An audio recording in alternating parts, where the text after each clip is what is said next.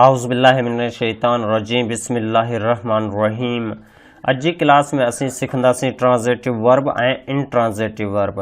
ट्रांज़िटिव verb कहिड़ा हूंदा आहिनि, इंट्रांज़िटिव वर्ब कहिड़ा हूंदा आहिनि, ट्रांज़िटिव वर्ब कीअं ठहंदा आहिनि, इंट्रांज़िटिव वर्ब कीअं ठहंदा आहिनि ऐं इन्हनि जी सिंधी में माना छा आहे।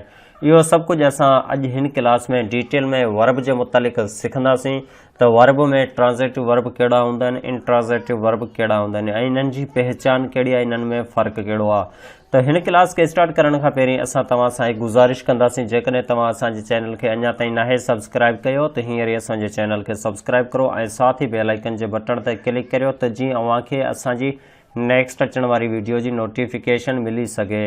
जेकॾहिं तव्हांखे हीअ वीडियो पसंदि अचे त हिन सूरत में अव्हां हिन वीडियो खे लाइक ज़रूरु कजो। त ॻाल्हि कंदा आहियूं ट्रांज़िटिव ऐं इंट्रांज़िटिव वर्ब जे मुतालिक़। ट्रांज़िटिव वर्ब खे असीं सिंधी में चवंदा आहियूं फ़ाल मुतदी ऐं इन खां पोइ असां वटि हिकु ॿियो आहे इंट्रांज़िटिव वर्ब, जंहिंखे असीं सिंधी में चवंदा आहियूं फ़ाल लाज़मी।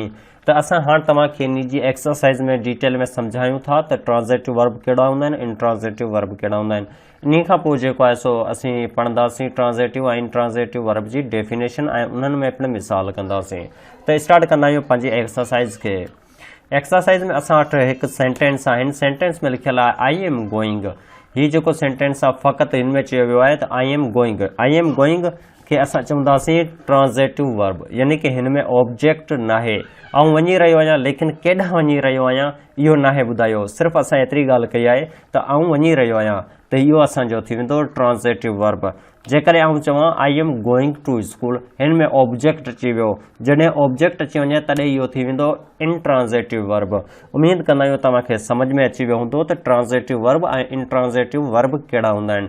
ट्रांज़िटिव वर्ब उहो हूंदो आहे जंहिंमें ऑब्जेक्ट न हुजे ऐं इंट्रांज़िटिव वर्ब उहो हूंदो आहे जंहिंमें ऑब्जेक्ट हुजे। अहिड़ो सेंटेंस, अहिड़ो जुमिलो जंहिंमें अगरि ऑब्जेक्ट न हुजे त उन्ही वर्ब खे असीं चवंदा आहियूं ट्रांज़िटिव वर्ब, ऐं जेकॾहिं उन्ही जुमिले जे अंदरि ऑब्जेक्ट अची वञे त उहो असांजो थी वेंदो इंट्रांज़िटिव वर्ब। चलो इन जा मज़ीद मिसाल कंदा आहियूं ऐं लास्ट में इन जी जेको आहे सो डेफिनेशन अव्हांखे ॿुधाईंदासीं ऐं उन्ही जा पाण मिसाल कंदासीं। जीअं हिते असां वटि मोर एग्ज़ाम्पल आहे, मोर एग्ज़ाम्पल में असांखे चयो वियो आहे ॿ सेंटेंस आहिनि। हिकु सेंटेंस आहे दे आर वॉचिंग, हिन में ॾिसो ऑब्जेक्ट नाहे त अव्हांखे सभु ख़बर हुअणु खपे त हीउ छा हूंदो, इहो हूंदो ट्रांज़िटिव वर्ब। ऐं हीउ छा आहे, they are watching TV, TV असांजो ऑब्जेक्ट आहे, त हिन में ऑब्जेक्ट आहे त इहो असांजो छा थी वेंदो, इहो असांजो थी वेंदो इंट्रांज़िटिव वर्ब। जेको बि सेंटेंस में ऑब्जेक्ट नाहे उन्ही खे असीं चवंदा आहियूं ट्रांज़िटिव वर्ब, ऐं जंहिं सेंटेंस में ऑब्जेक्ट अची वञे उन्ही खे असीं चवंदा आहियूं इंट्रांज़िटिव वर्ब। उमेद कंदा आहियूं एतिरे ताईं तव्हांखे सम्झ अची चुको हूंदो। चलो हाणे इन खे डिटेल में डिफाइन कंदा आहियूं हिकु इन जी डेफिनेशन सां। हाणे तव्हांखे असां ॿुधाईंदा आहियूं त ट्रांज़िटिव ऐं इंट्रांज़िटिव जी डेफिनेशन छा आहे ऐं उन्ही खां पोइ इन जा मिसाल पिणु कंदासीं। त हिन वीडियो खे हिकु दफ़ो ॿीहर चवंदसि त लाइक ज़रूरु कजो। त हाणे हलूं था ट्रांज़िटिव वर्ब। ट्रांज़िटिव वर्ब खे असीं सिंधी में चवंदा आहियूं फ़ाल मुतदी, जंहिंजी डेफिनेशन हीअ आहे a verb that denotes an action which passes over from subject to an object is called transitive verb। हिन में पिणु उहा ई ॻाल्हि कई वई आहे त हिकु अहिड़ो जुमिलो जेको सब्जेक्ट खां जेको आहे सो ऑब्जेक्ट जी तरफ़ वञे त उन्ही खे असीं चवंदा आहियूं ट्रांज़िटिव वर्ब। जंहिंजा मिसाल हीअ आहिनि, मिसाल में चयो वियो आहे द बॉय प्लेज़ गेम, त जेको आहे सो छोकिरो रांदि खेॾे थो, त हिते ऑब्जेक्ट गेम असांजो ऑब्जेक्ट आहे, त इन्ही खे असीं चवंदासीं ट्रांज़िटिव वर्ब। इन खां पोइ असांजो सेकेंड सेंटेंस आहे ही स्टॉपेड द कार, ही स्टॉपेड द कार यानी कि हिन कार बिहारी, त हिते कार असांजो थी वेंदो ऑब्जेक्ट, त हिन खे असीं चवंदासीं ट्रांज़िटिव वर्ब। हिते स्टॉप असांजो थी वेंदो ट्रांज़िटिव वर्ब। उमेद कंदा आहियूं तव्हांखे ट्रांज़िटिव वर्ब समझ अची चुको हूंदो। हाणे असीं ॻाल्हि कंदासीं इंट्रांज़िटिव वर्ब ऐं उन जी डेफिनेशन जी। इंट्रांज़िटिव वर्ब छा आहे? इंट्रांज़िटिव वर्ब खे असीं सिंधी में चवंदा आहियूं फ़ाल लाज़मी।